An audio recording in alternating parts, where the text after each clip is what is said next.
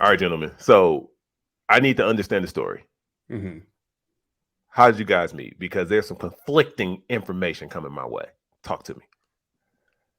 Leland, you want to go first? You want me to go first? You're the guest. Was high school. Definitely was high school. Probably sophomore, junior year on the lacrosse sidelines. Ooh, you're off by like 3 years, buddy. So middle school, actually, and I have photographic evidence of this.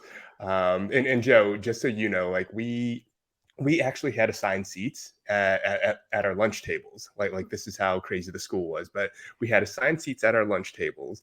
And this dude sat at my table and we had conversations and I have this photo of us, but he doesn't remember me. So I don't know. It's crazy to me, but. So if I'm understanding correctly, you were forced upon him by the principal or the lunch aide or whoever. They forced you upon him. And so he just suppressed that part of his out of his memory. That's what I'm gathering. Fair? Sounds about right. I don't know, Jay. I think what's even funnier is that this story didn't come out until like 10 years later. When we were talking, like, when did we first meet? And I was like, it was definitely sophomore year. And Leland was like, I have photo evidence. We sat and had lunch together in middle school. So you never know how worlds are going to come back around. That's hilarious. Where's the photo, Leland? I don't know. It's somewhere. Refrigerator. I've moved so many times. Yeah, it's on the fridge. Just. That's great. All right. Well, I can't wait to see it next time I visit you, brother. Yes, sir. All right. Thank you for appeasing me there. That's so funny, man. How come he doesn't remember you, El? That's just me up. Just a forgettable guy, I guess. Yeah, I tried to forget you for years. All right.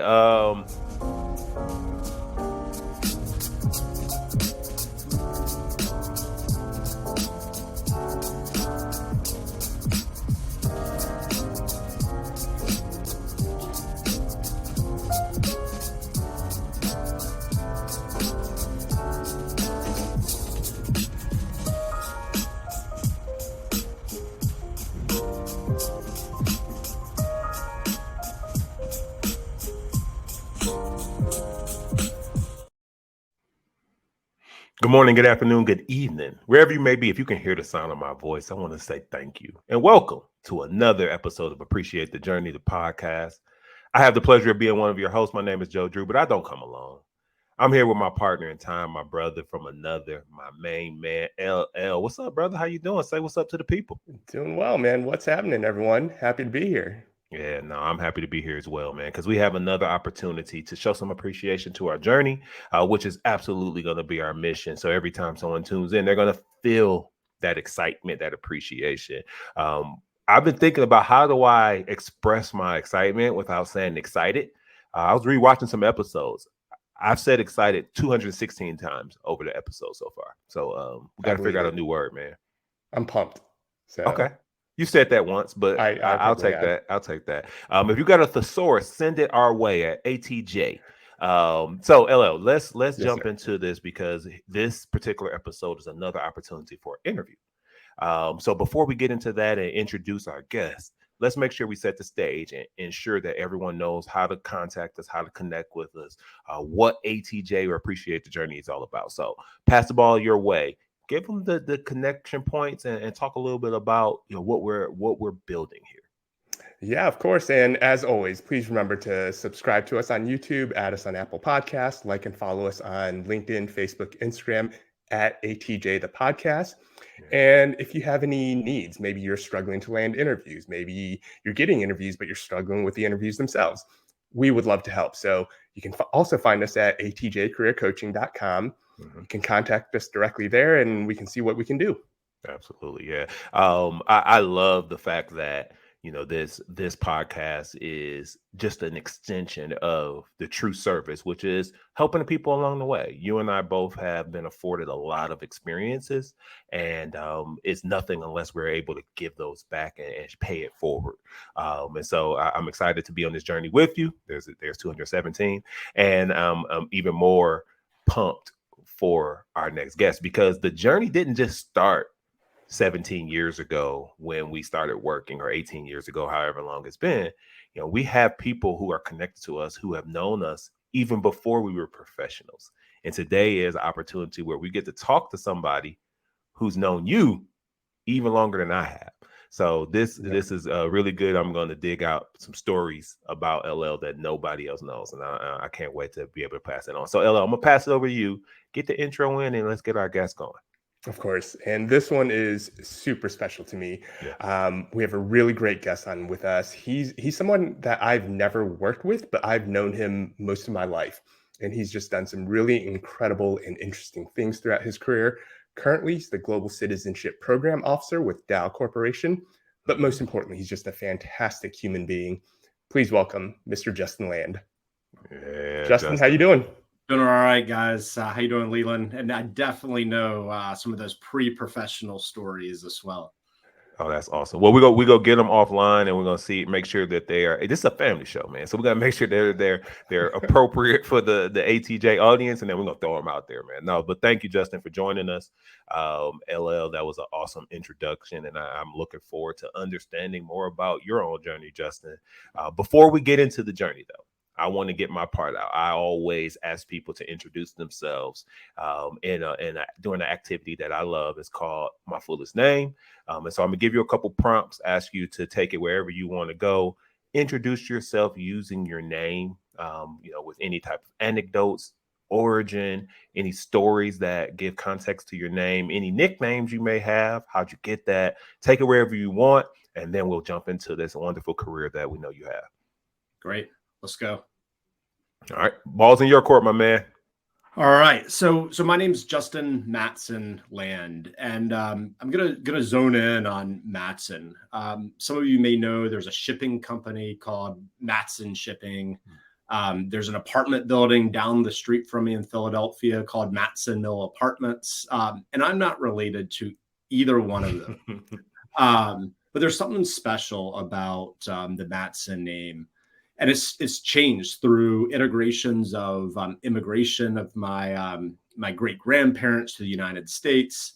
It's changed even more when my grandfather joined the Navy as well. And so what started as MATTSSON over the course of time and history and generations has changed to MATSON, which is now my middle name. And so there's a lot of history that's behind a name. Oh, that's dope. I love that. I love when there's names that's passed down throughout generations. And I always find it interesting when people have the changing of the spelling or the loss of letters and all that. It's so fascinating to me. So thank you for sharing. I'm curious, how many cheesesteak spots do you pass between you and that apartment in Matson apartment? There's definitely a couple, but I have my preference in some other cheesesteak places. All right. Well, we're not going to name them out until they get some sponsorship for ATJ. Then we'll call them out and give them some shine. But they got a sponsor first. So LL, let's jump in. LL, let's learn a little more about Justin's journey. Yeah, for sure. So, Justin, now that we've learned a little bit about your name, why don't you share just a quick high-level overview of your resume, the things that you've done, your educational background, and I'm sure Joe and I will jump in with some questions as we go along.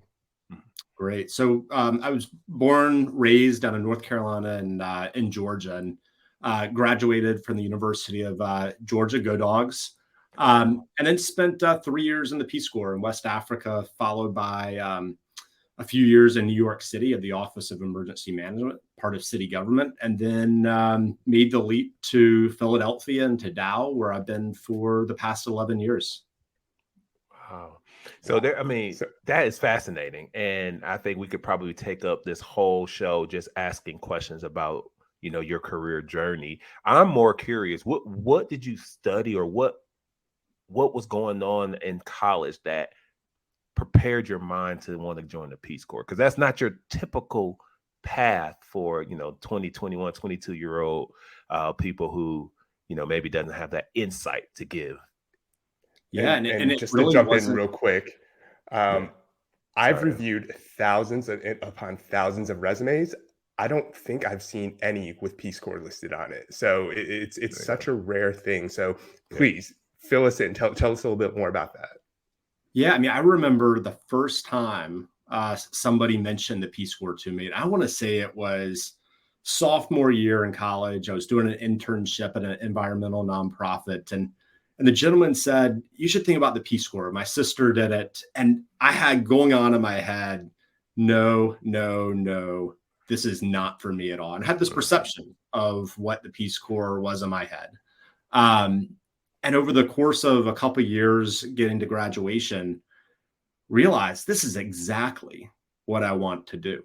And part of it was I studied international affairs. And so what do I do with that degree following graduation? And it was the best decision that I made. Lifelong friends from it that are Americans, that are Senegalese. And I go back to a lot of that experience still today. That's fascinating. I don't know if L really wanted to hear. He dropped off for a second because he really wasn't that interested, or he already knew the story. I've already heard sharing it with me. Terrible. Yeah, absolutely terrible. It's all good, man. This is reality podcast, and I've said it like 10 times already, man. That's how we roll. No, L, I know you got some more follow-ups, man. It's on you, buddy. Yeah. So you talked about going to the Peace Corps. You came back from Senegal, then made the transition to the city of New York, right? So tell us a little bit more about that. And then, what exactly does that mean? Office of Emergency Management, and what do you do there? Yeah. And so, it's weird how like different aspects of life come back to you. And weirdly for me, it's been crisis and disaster. So in between college and Peace Corps, there was about a 9-month span where I knew where I was going, but really was a graduated college student with nothing to do. And Hurricane Katrina happened. And the Red Cross needed volunteers, not just in New Orleans and Texas and Mississippi, but in the state of Georgia, where a lot of survivors came. And so for a few months, I volunteered full time with the American Red Cross. And so that planted the seed of disaster and the willingness to help and, be the best that I can be. And so I left Peace Corps with kind of the big question of, I need a job. Where do I go? And for some reason, I really wanted to go to New York. It was far from home. The Peace Corps was far from home as well. But I landed a job at the New York City Office of Emergency Management, part of city government.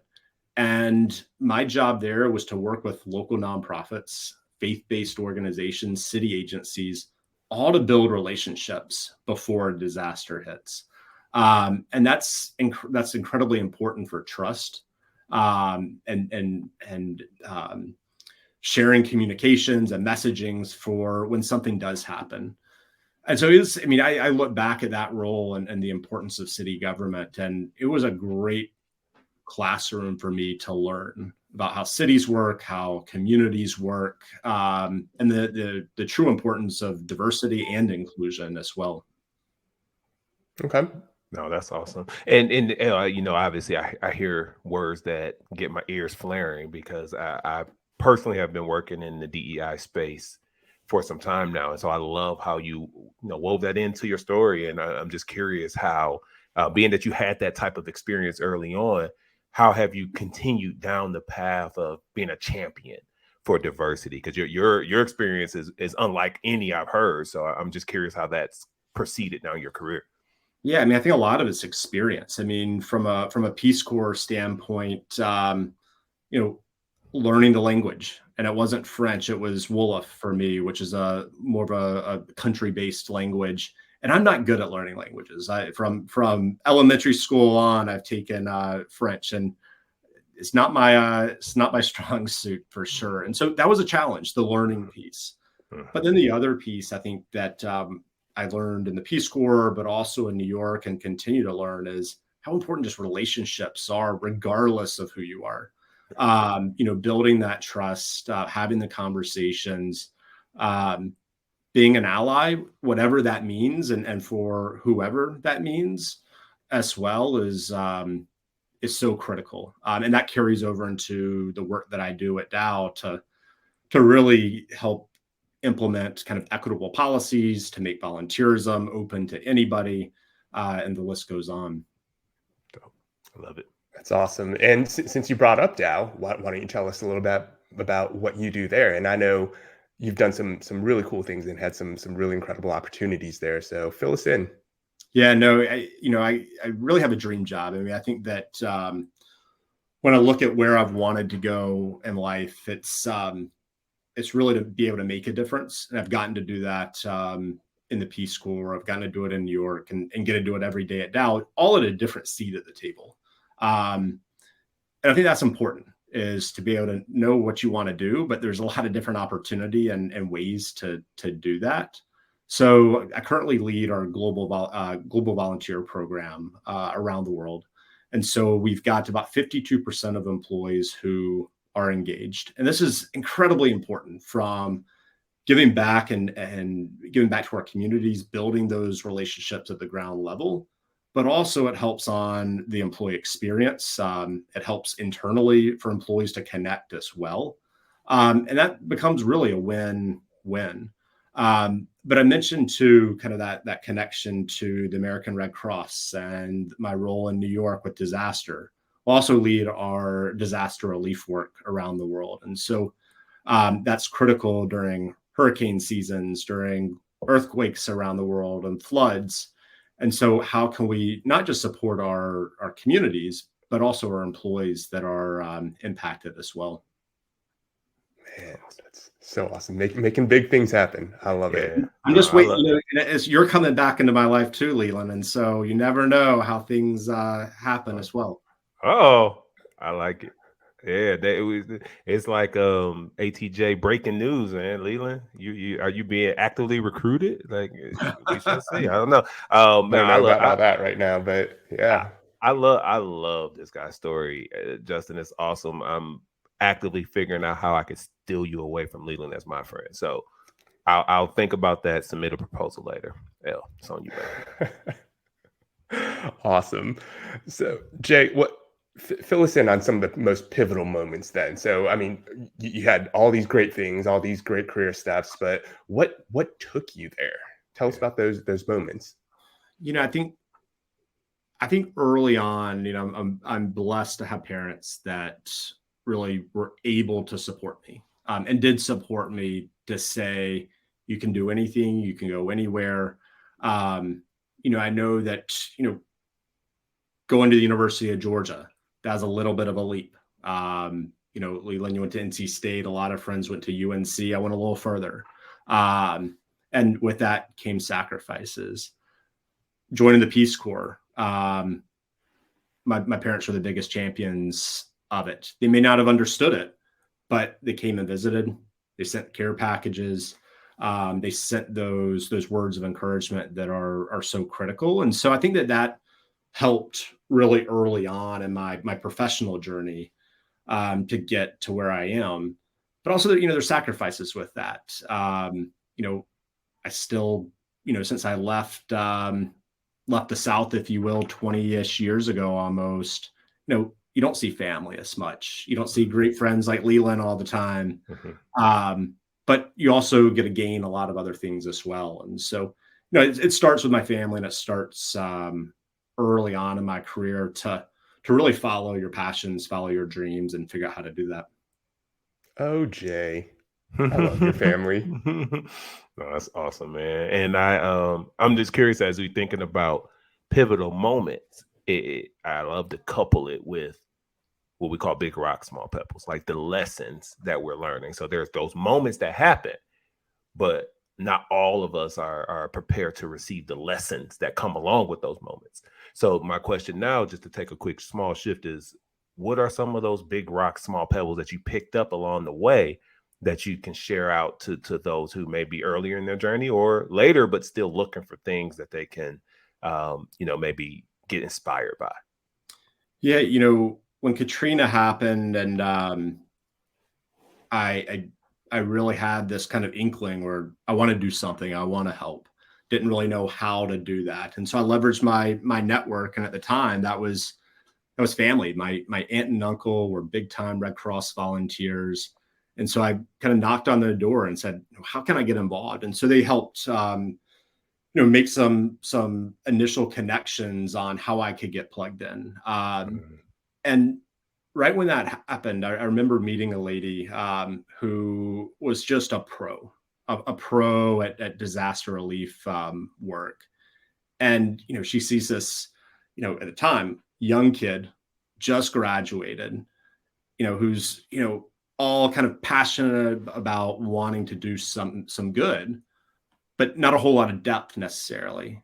And she said something that's been really pivotal to me today. And she said, this is going to the Peace Corps. He can do anything.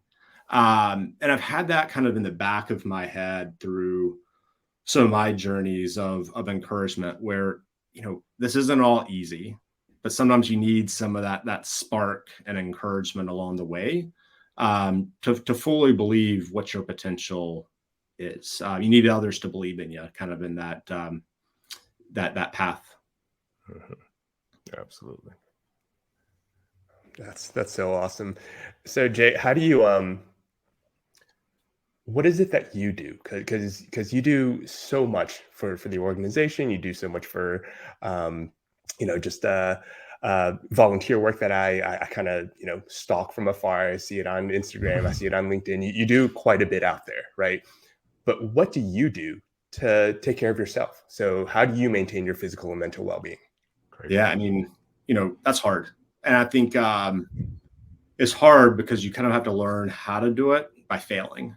And, I'd say a lot of that failure, brings you down, wears you out. And sometimes you don't really know how to kind of recover and take care of yourself, if you will. And so, just before COVID, I had moved outside of Philadelphia to be closer to work. And it was daunting. It was a tough decision to do that ended up being the right thing to do for me. And, a lot of it, a long commute had just taken a heavy toll. And so COVID for me, was a pivotal moment, being able to work from home, really put up some boundaries and take care of myself. I kind of re-energized myself into cycling and really made that a priority in my life. And last summer, you can kind of see a poster behind me. It's called Ragbri. It's in Iowa. It's a 480-mile ride across the state, and did that with some family members. Real quick, how many days is that? 480 miles, and how many days? It's about a week. Okay. About a week. So some days were 100 miles, some days were 50 miles. But one of the coolest experiences that I've done, but you can't just do that straight from the couch. And so I think that's part of the well-being and taking care of yourself is this incremental change and looking forward to a goal or a dream to be able to accomplish. And so for me, that's part of it. The other part's kind of working out in the mornings and, really focusing on me, probably more than I ever have in my life. That's amazing. And I love the the way you frame that. I'll say that I ride the Peloton a lot, so we're the same. 480 miles, 30 minutes on Peloton, same thing. But one of the things I'm curious about as you are connecting with these volunteers, we talking about mental well-being, physical well-being. How do you see these people who give themselves so much, similar to yourself, to others? Do you see them having a high level of mental well-being, or do you start to see that people are giving themselves so much that they're challenged with their own ability to maintain a healthy, mental well-being? Is that something that even comes across your path? I mean, to be honest, I think that you never really know. And that's the tough thing with all of us. You never really know what's behind the cover. Yeah. We hold so much back a lot of times. And so, I think that's one of the big things where you lean on friends, you lean on people you trust to be able to open up, not be judged.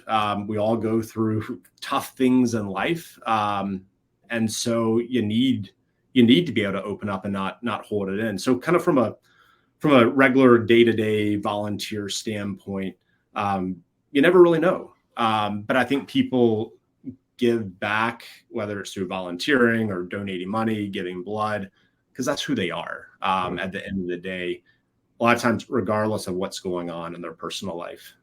Yeah, no, I gotta agree with that. I found that volunteering probably helped prop up my own mental well-being, just that extra, knowing that I'm doing something for someone else without anything in return. Like, I think people maybe find some safe space in that action.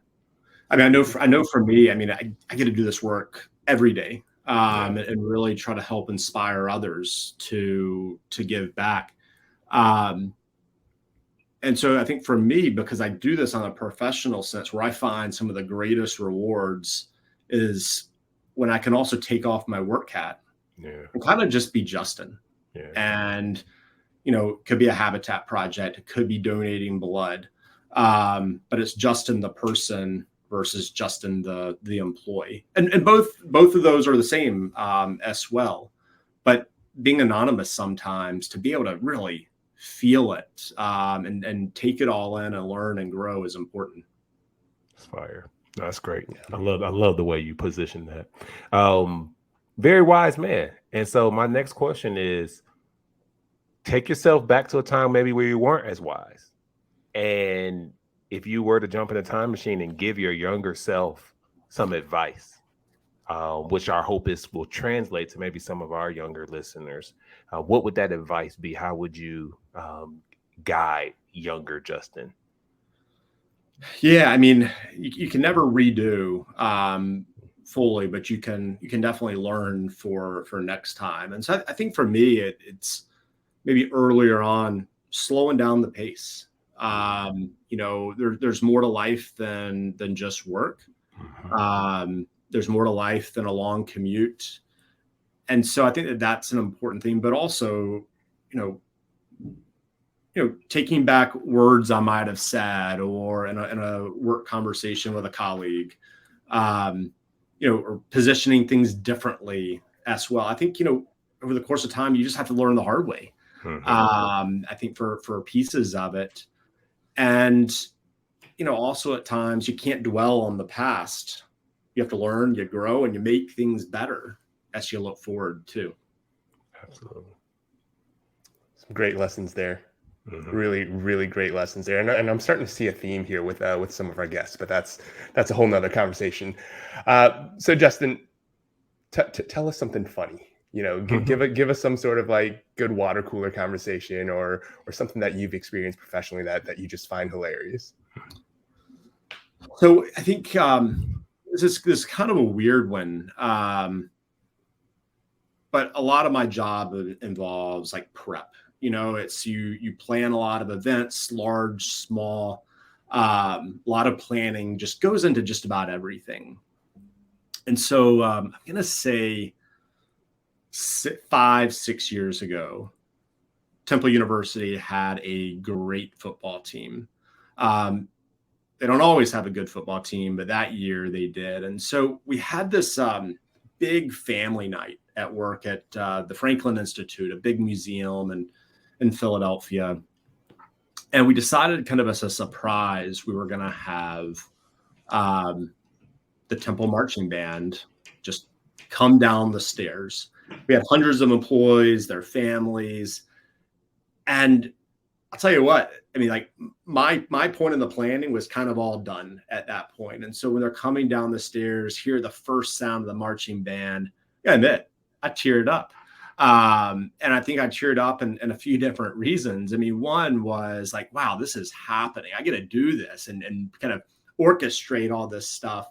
But also I think it's the power of a lot of the work that we all get to do of like our work pays off. And that can be emotional and, having a little tear, there's nothing wrong with that too. Absolutely. Nothing at all. I love that so much, man. You're just proud of the work that you do, and it makes an impact, and that is just everything, right? So, yeah, no, absolutely, and I agree with you. Like I found myself, the older I get, the more emotional I have become, and the more willing I am to show that authentic emotion, like we're human, and I think, as the older you get, the more you realize, like, you don't have to live up to any, weird standard that, you got to be tough and all this other stuff. Like, no, if it lands on you in a way that creates emotion, sometimes I think you're better off for being authentic and showing it than the other side of it, and kind of holding it in. Like there's no need for that. I don't think anybody saw that tear though, or tears when the band came down, and I don't know if I'd show it still, but well, little do you know, we actually have video right now of that tear. we actually caught live footage. One of the Temple University football players caught you on the side for saying they don't have a good team.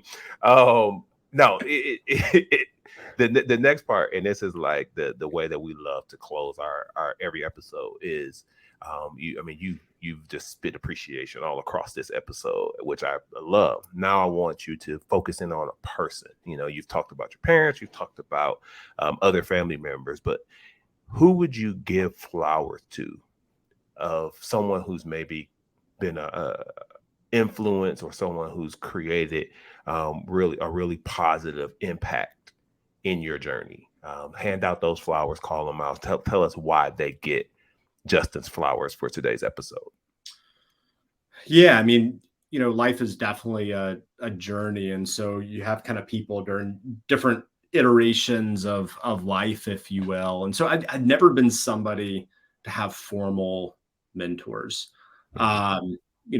Everybody's a little bit different. For me, it's really just based on trust, and if you've gone gone to the trenches, if you will, with the folks, so they know who you are, thick and thin.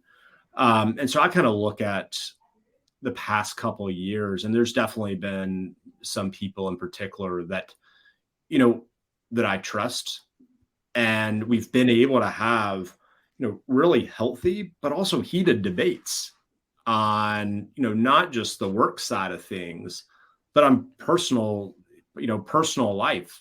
Sometimes we get in our own heads to figure out what's up, what's down. And so having that confidence that you can lean on, say, hey, you know what, Justin, you're a little off base. And so, there's, like I said, there's a handful of people that have been in my corner that, aren't just friends, but are kind of guiding forces for where I am today. That's awesome. No, yeah. And I'm sure those people, if they have opportunity to check out ATJ, they'll know exactly who they are and feel very special that, that you are, just taking a moment to let them know how they've impacted you. So thanks for taking that time. Yeah. So Jay, we're coming towards the end of the show. Any final thoughts that you want to throw out there? Anything that we missed, or anything that you feel like we should know? I think the biggest thing is, there's a lot of balance. There's no right way to live life, or, to focus on work, do what you want to do what you believe in. And so, I've just been blessed to be able to kind of navigate the way that I have. And then also, really inspired by the work that Joe, you and Leland are doing with this podcast to elevate other people's stories, but also for both of y'all to come together through your relationship and continue to grow as well. Oh, that's Thank awesome, you, man. That means a lot. That means a lot. We're trying to channel our inner dogs and win. Like you all, like, is UGA ever not going to win the national championship? Let's hope not. I just can't wait to see you on the Peloton now, Joe. All right, man. We're gonna follow each other. Shouts out to Alex Toussaint. Come on to appreciate the journey, AT, and share a little bit. But with that being said, Justin, I want to say thank you, and I can't appreciate you enough for spending some time with us to talk through your journey. And we're a very open book. You spent more than one night with us trying to make sure that we got the interview down right, and so that's something that we really appreciate, because you don't have to do this. So thank you. And it's been my absolute pleasure getting a chance to get to know you. LL, as we get close to closing out the show, we want to give you another opportunity. You did it so sweet earlier, so don't mess up this time, man. How can they plug in? Well, I know I just put the pressure all on your shoulders, man. I saw your shoulders start to drop when I said that. How can they plug in? Whether it's social media, whether it's website, give them the spiel again, and it better be the same as it was earlier. Oh, so much pressure. So everybody, you can find us on all of the socials. So LinkedIn, Instagram, Facebook at ATJ the podcast. But also please remember to subscribe to us on YouTube, add us on Apple Podcasts. And then if you need personalized attention, if you need some help, you can find us and contact us directly at our website, atjcareercoaching.com. Awesome, man. Did I do it? Yeah, you hit it. You hit the home run, man. Congratulations. For that, on behalf of LL, on behalf of our wonderful guest, Justin, I'm Joe Drew. We want to thank you all for joining us on another awesome episode of Appreciate the Journey, the podcast, or ATJ, as we love to call it. Here, we believe that the destination is the journey. Thank you for joining. We'll see you soon.